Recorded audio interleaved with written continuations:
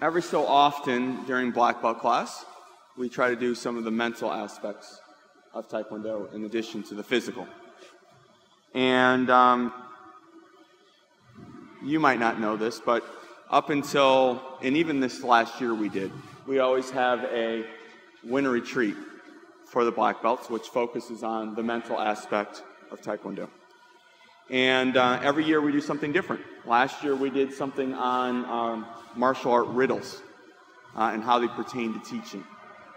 We've done everything from incense ceremonies to herbal medicine to Hagsaeng, which is a form of organ massage, to we actually made incense one year, and do you remember what your husband called his incense? They all had to label them. Once they made them, they had to listen. We call it listening to them. Then they had to say what they thought it reminded them of and name their incense. Well, Mr. Kwan and I think Master Van Hee or whoever Mr. Kwan's group was named theirs dirty, smelly socks, something to that effect. So we do all these different things, and that's great. The problem is a lot of times we have such long gaps between when we do something one time and we do it again. It might be 5 or 6 years in between. And so because of that, in my opinion, some of the mental aspects of Taekwondo fall to the wayside. So one thing I do want to talk about tonight is this. Without going into too much details, every once in a while we have problems with disciplinary problems with black belts, and recently we had one, and I'm not going to go into details about it, but we did.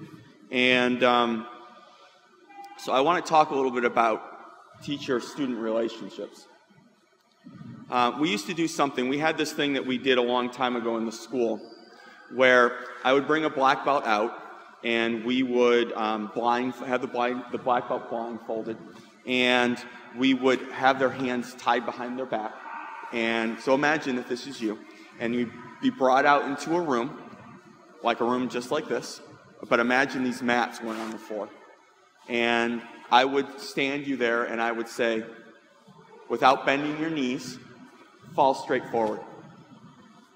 And I would tell you I'm not going to catch you, because I wouldn't. And it was very interesting. What would happen is people would come out, and some people would stand at attention and would fall. And some people wouldn't do anything. Some people would start falling and would drop on their knees. And what we would do is we would have everyone in a room like this with no mats. We'd take them out, and quickly we'd put a lot of really fluffy mats down. And we'd bring them out and stand them right in front of the mat. So they would fall, and it would be like falling in one of those big squishy mats, so no one would get hurt. But the issue is trust between teacher and student. And this is something that's developed over years of relationship with an instructor. So would I have expected any of my first-degree black belts to pass that?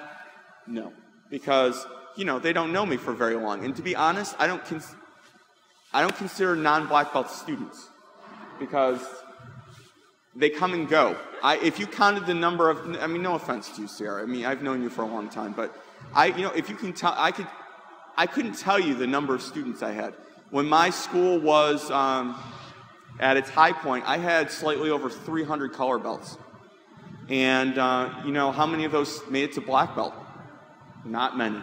So, and that was every year. So you think about how many students have gone through that I have trained so far in my life. And that's nothing compared to what Grandmaster An has taught. So we start developing our relationship when you become a black belt. And over the years, we develop this bond as an instructor and a student. And the idea is it's a very unique relationship, because it's really hard until you've been in this type of relationship to put to actually describe it. It's not like a parent-child relationship, but in a lot of ways it is. It's not, for example, if my father told me to do that, I'd be like, there's no way I'm doing this, Dad. But do I trust my parents? Absolutely, I trust them. But it's a different sort of relationship. And it's not a friendship relationship, because if one of my friends told me to do that, I'd be like, yeah, right, I'm never doing that. But do I trust my friends? Absolutely, I trust them. But what happens is you develop this relationship with your instructor that's kind of a blending of all these relationships you have with other people. And it takes on its own type of meaning. And some things that come out of it, usually, if the relationship is maintained the way it should be maintained, is you develop trust that goes way beyond what you can even put your words to. For example, Grandmaster On, if he came in here right now and he said, climb up on that, close your eyes and jump off, I would do it without question. Now, does that mean I'm brainwashed? No, because I know for a fact that he would never have me do anything that would hurt myself. Even though it looks like I'm really going to hurt myself when I do this, I would do it because I would know something would happen before I hit the ground.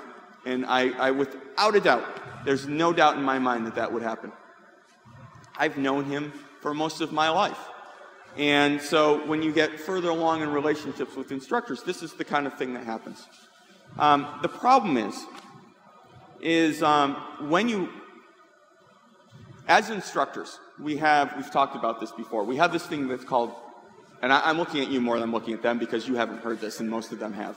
You probably haven't, but you're all the way over there. So we have this thing that we call float factor. And when we teach, we always like to maintain, have the students look at us almost like we're floating. Like, we are like not superhuman by any means, but they hold us in respect because we have some sort of, we call this the float factor. And it's very difficult to do that. It's very difficult for an instructor to have that, students look at them that way. It's not an arrogant thing, although some martial art instructors, it does go to their head and they get extremely egotistical because of it. But it's a way for the students to listen to the instructor without question. Because think about it. Right now you're doing some kicks, right? It's great, and you're doing something really well. But when we get to, third, fourth, fifth dan, we're slamming our hands through concrete. And we are doing joint locks that are in chokes and these things that are potentially very lethal. And so when a student is practicing, there has to be that float factor and that unconditional trust, because if you are doing something and I say stop, there shouldn't be a question in your mind that you need to stop. It should just automatically happen so that the students are safe and so that there's no one gets hurt. So that's one aspect of it.